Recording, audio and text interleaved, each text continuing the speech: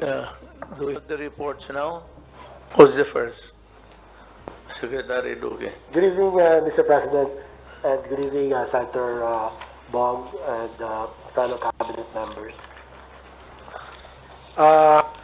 Muli, ako po ay mag-uulat ng mga datos patungkol po sa atin COVID-19 situation. At dito po sa first slide, makikita natin na may total cases po tayo 359,169. As of October 19, may nadagdag na humigit 2,000 kaso at sa 2,638 na naidagdag sa ating mga cases, 796 ay galing sa NCR. So more or less ang NCR ko, Mr. President, bumababa na po. At 581 naman mula sa Region 4A, 299 sa Region 3, 208 sa Region 6 at 754 sa natitirang mga ibang rehiyon. Cases, which accounts for 11.75% of our total cases. Sa kabilang dako naman, mayroon po tayong 316,978 or 88% cases with final outcomes or cases who have either recovered or died. Ang ating recoveries ay umabot na sa 310,303 at ang ating recovery rate ay asa 87% na po, Mr. President.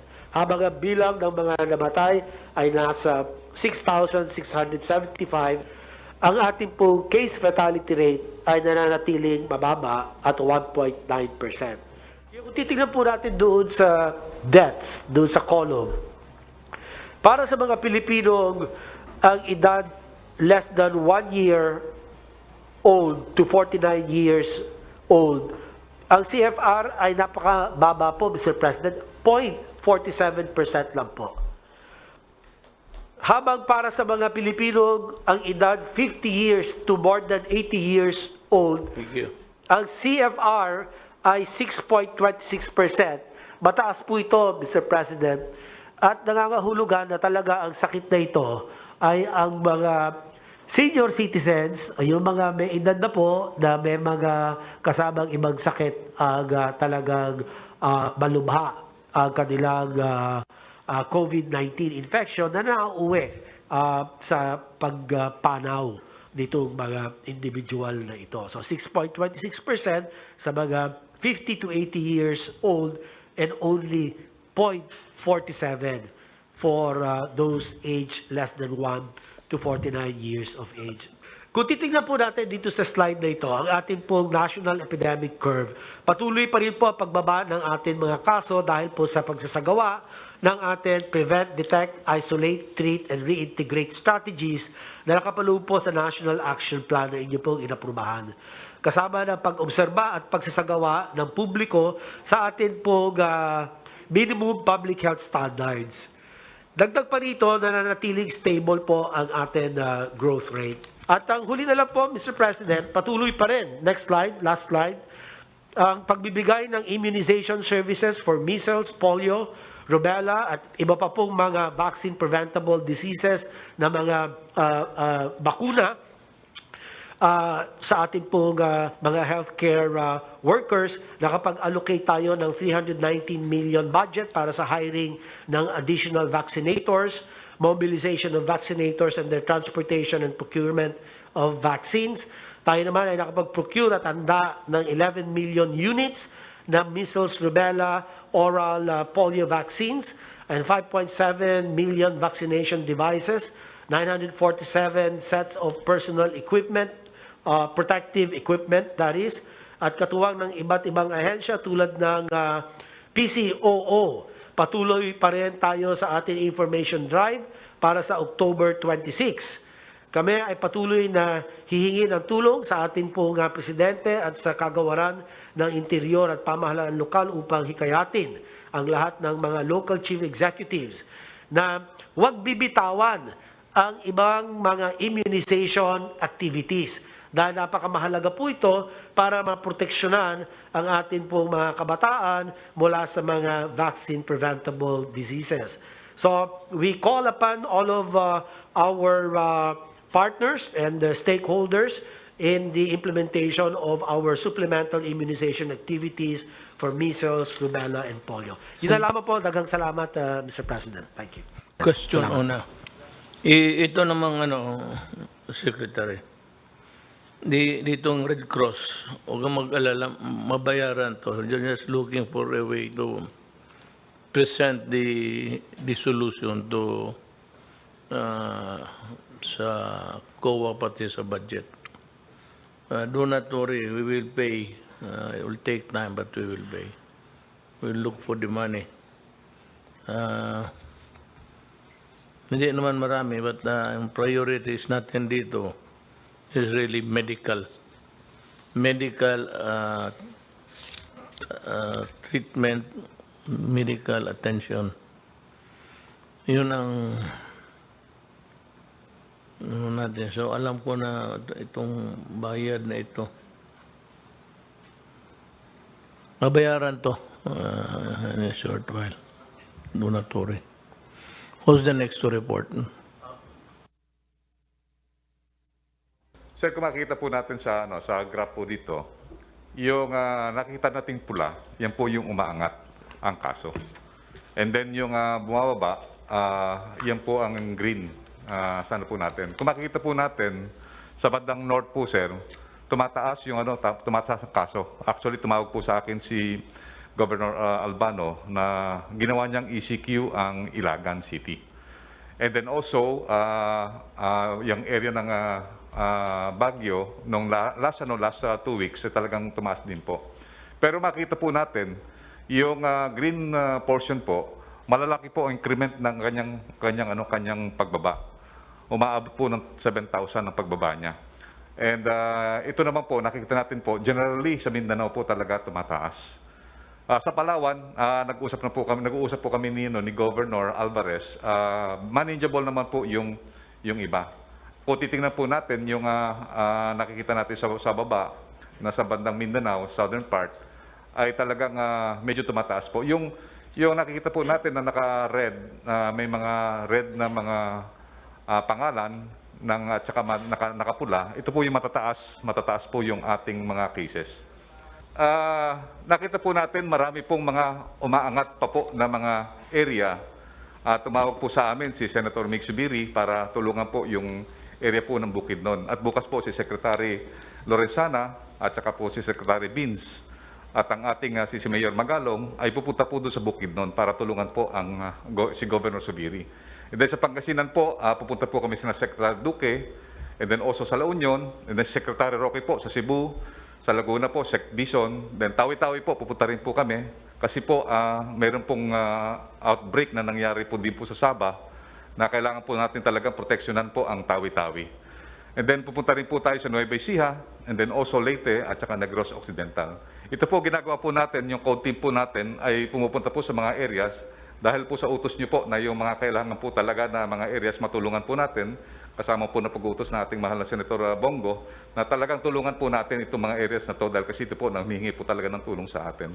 Ang maganda po sa ating mga LGUs po ngayon ay talagang pagkakailangan nilang tulong ay talaga po tumatawag po sila. Hindi po katulad nung dati na talagang minsan tinatago po nila yung kanilang numero, pero ngayon po nakita po natin, we would like to thank ang mga LGUs. They are working hard para at least ma-manage po ang ating tinatawag nating yung mga kaso. So, Mr. President, Mr. Mayor, ilang po ang report ko po na ang ating pong mga local government units sa pamumuno po ni Secretary Anyo ay matagumpay po yung iba na talagang nababawasan po natin. Katulad po ng NCR, Region 4A, and then Region 3, talagang bumababa na rin po. Marami po salamat. Thank you, Secretary Galvez. I am happy to know that there's an improvement in all aspects of the fight against COVID. So, meaning to say that we are working, we are succeeding, and everything is, everybody is putting his effort, sweat dito sa trabaho. Like to thank you. One of the overwork cabinet member. Next is Secretary Anyo. Yes, Then sir. si Secretary Roque. Magandang gabi po, Mr. President. Dugtungan ko lang po yung Secretary Galvez. Yung pong ating mga LGUs ay talagang suportado po sa pagbubukas natin ng ekonomiya unti-unti. Kagabi nagkaroon po kami ng pulong sa mga mayors ng NCR. At yung pong panawagan natin na i-adjust yung curfew, ay nag-adjust na po sila. Dati po ay 10 p.m. to 5 a.m. Ngayon po ay magiging 12 to 4 a.m. na lang po. 12 midnight to 4 a.m. Except po yung nabotas, kasi yung nabotas, nag-request po na mag-retain muna dahil gusto niya masigurado po muna yung kanyang COVID cases doon at para tuloy-tuloy na lalo pang gumanda yung sitwasyon doon.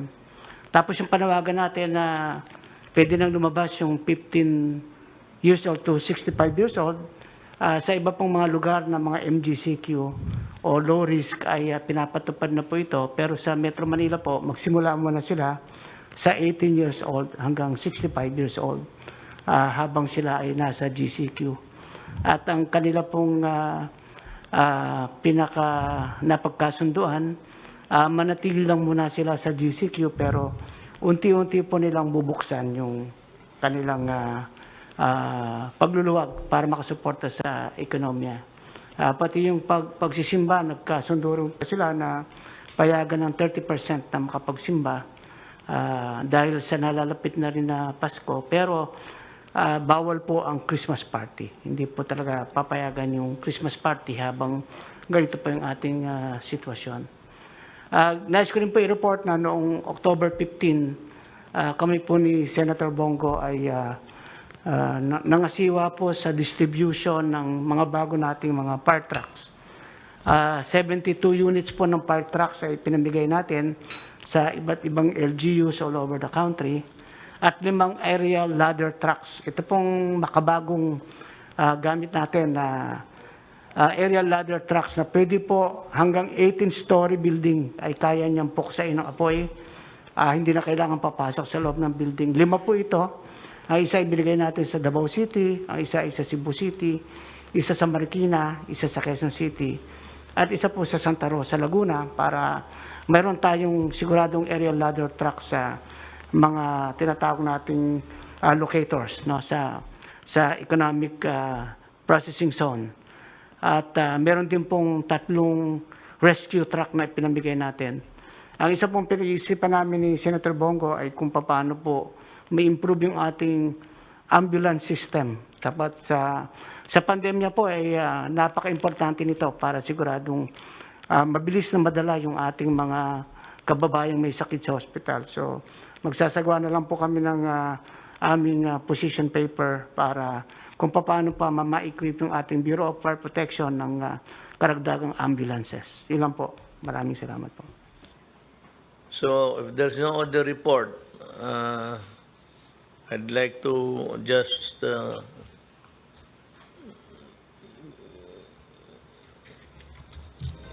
report to the nation.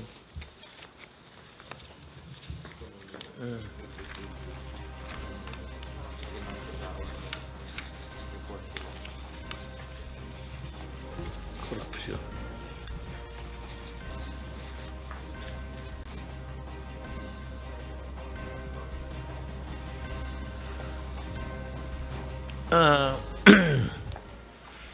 Sa mga kababayan ko, kami dito sa limited, restricted meeting sa cabinet, would like to wish all of you good health at sana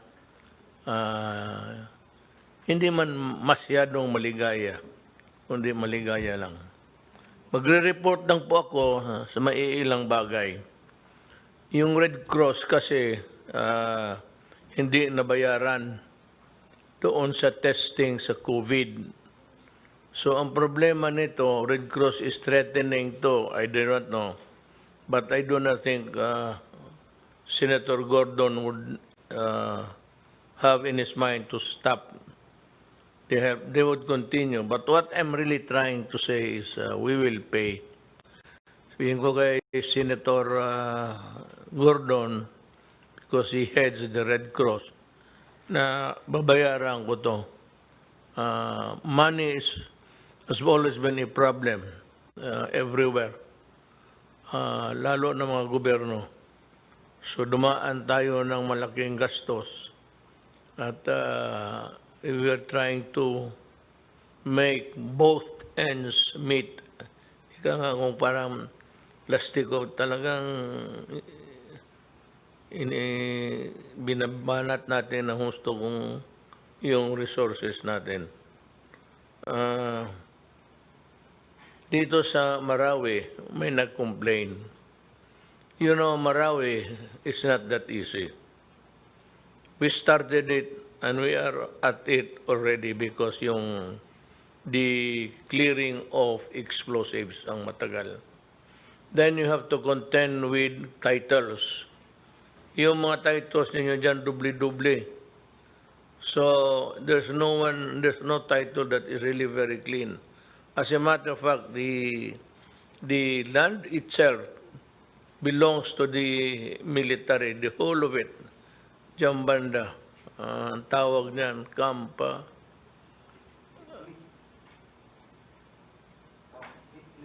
Kitli, oh.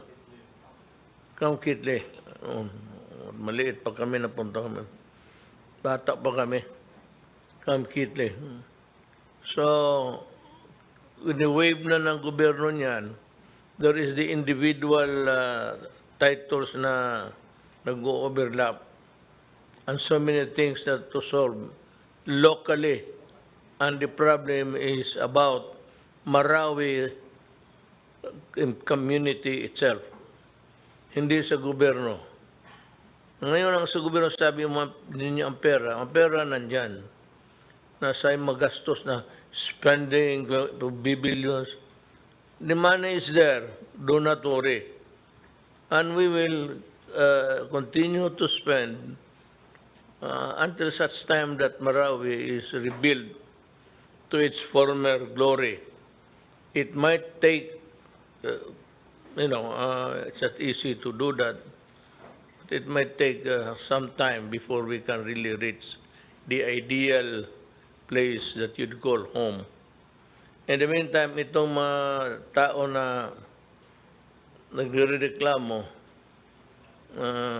sabi, there is no liberation of Marawi yet. Look, government liberated Marawi, not from the people of Marawi. We do not do that and we never did it.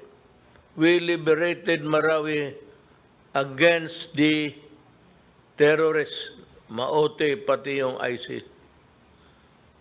Yun ang nangyari dyan. There's no such, you're using the word liberation. We never said that it is occupied by anybody except by the government and the peace-loving Filipinos. Of course, it is not freed by the activities of the terrorists. But if you're talking about liberation, tapos na yan at the expense of blood of both sides. Pero sa akin, mas masakit kasi I'm the commander-in-chief. Marami akong sundalong namatay.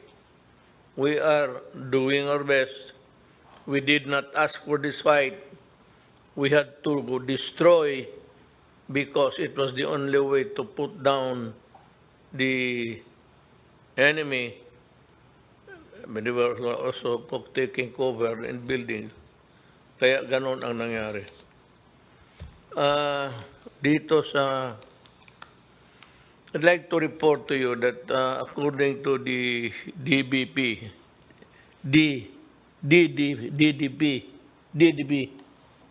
Dangerous Drugs Board, there are about 167 million or 2 out of 100 people, Filipinos aged 10 to 69 are current users of drugs. In the past, yung panahon nila de la Rosa, umabot yan ng almost 4 million. And how much has been reduced in the use of shabu, I really do not know until now. But we are still in the thick of the fight against shabu. Ito lang ang masabi ko. Nag-warning talaga ako sa inyo. Lalo na yung mga dealer. Huwag na yung user na mahirap. Hindi yan pinapatay. Wala kang makuha. Naghihintay lang yan kung mayroong supply o wala. But in the meantime, they are indolent. They do not want to work, laggards, because their minds are destroyed by drugs. Kaya ako, I grieve for the Filipinos na tinamaan ng droga. Talagang masakit sa akin because the waste of life. In the end, it will destroy the nation if it is allowed to go on, and if no decisive action is taken against them, it will endanger the security of the state. Yung sa corruption, lahat ng bidding must be published. I would like to remind everybody, every department of this. Governments will pay. Bayad ang gobyerno, mag-publish tayo ng mga, lalo na the big tickets, yung mga bilyon-bilyong na mga proyekto. I-publish natin magkano o ilang bilyon ba yan o milyon. Then, pagkatapos ang mga bidders. So by just looking at the bidders, makita mo may mga hausyaw. Yung participate in the bidding without really participating, but they just put their name there and go down, ibagsak yung presyo. So yung babagsak yung presyo, siya ang manalo. Yun. So ang 100 million, sabi niya, gawain ko lang ito at the expense of about 80, 70. Magbigay pa siya sa mga opisyal na mga kurakot. Kaya ganyan ang nangyari. So by just looking at the bidders, I should know that they are legitimate, yung talaga. At ma-check ko kung ang mga takbo ng kanilang trabaho. Again, before I forget, itong mga sa droga, balikan ko lang, I forgot to, this important advice, that parents should have also a shared responsibility. Dapat kayo rin ang masisi nito kung inyong anak pupunta na doon sa tawag ni yung kanta ni Freddie Aguilar, anak. Yun yan pinabayaan ninyo. Check on your children. Always supervise, check. Kasi dyan ninyo mapaalagaan ang kapakanan ng anak ninyo. And kung meron kayong, ang akin is corruption and drugs. Kung meron kayong nalaman na use 888, 4 na 8. Sabihin mo ang pangalan. Sabihin mo ang pangalan ng engineer. Karamihan dyan sa DPWH, mga project engineer. Dyan sa baba ang si Villar, mayaman. Secretary Villar, Maraming pera, hindi yan kailangan mangurakot. Ang problema sa baba, malakas pa rin hanggang ngayon. Kaya naman sa mga project sa baba, yun ang laro dyan. So, we might maybe place another structure to improve the integrity of the project. Pwede ninyong ma-report basta corruption and walang patawad. I do not forgive cases sa mga corruption. Wala talaga. Walang ariglo, wala lahat. No quarters given, no quarters asked. Kagaya rin sa droga. Walang pabor-pabor dito. No question that I am really mad, galit ako sa droga. Kaya kung mamatay ka, kasi galit ako sa droga. Yun ang sinasabi ko. Kung yun ang sinasabi ko, dalhin ninyo ako sa korte para ikulong, fine. Wala akong problema. If I serve my country by going to jail, gladly. Pero ayusin lang ninyo ang kaso ninyo.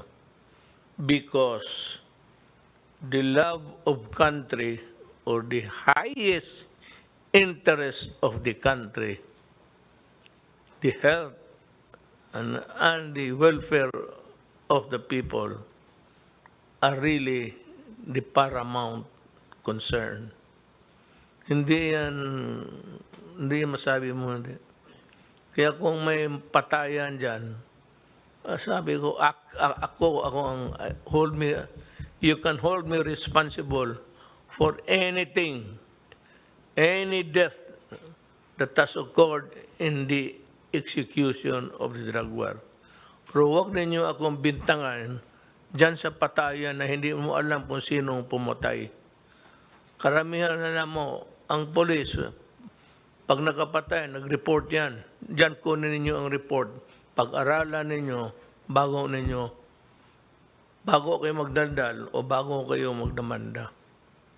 Pero yung random killings dyan, hindi ko alam kung rival sila o utang o tinakbo ba yung pera ng hindi nag-remit sa pera ng droga, or it could be hatred and something else.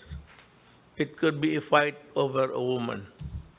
So, payag ako, just charge with the correct indictment.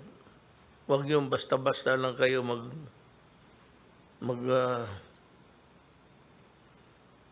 sabi na punta kayo ng